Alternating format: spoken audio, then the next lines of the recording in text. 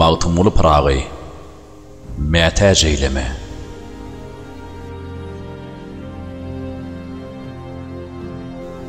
Kadir Jebbar, senin dilegim kənir, sen meni namarda mətəc eyleme.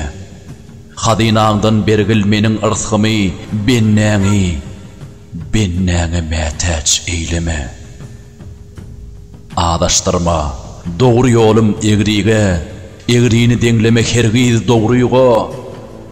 Kişi malı, nisip etmez oğruyga. Halali, harama mətəc eyleme. Namard köprüsünden ölsüm geçmez men, kerwen bolsam halal işten kaçmaz men. Elinden bir käse şerap içmez men.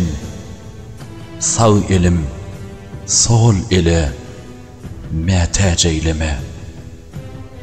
Yağşı diyet, senin dilegim köptür, acı sözdür, dillen çıkan bir oktur.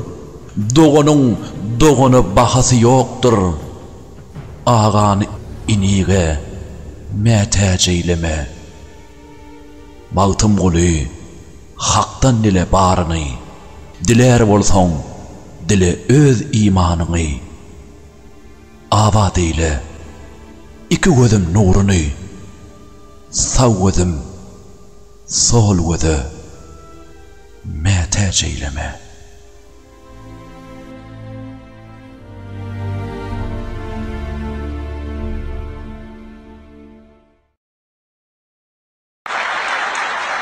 Türkmenistan'ın ünlü şairi Mahtup Kulu gibi diyoruz ki,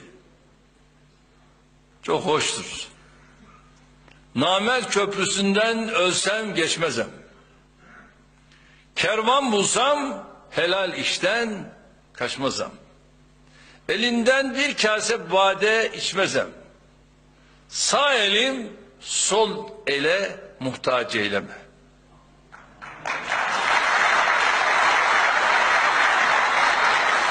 Rabbim namert köprüsünden geçmektense ölmeyi yeğleyen bu milleti kimseye muhtaç eylemesin.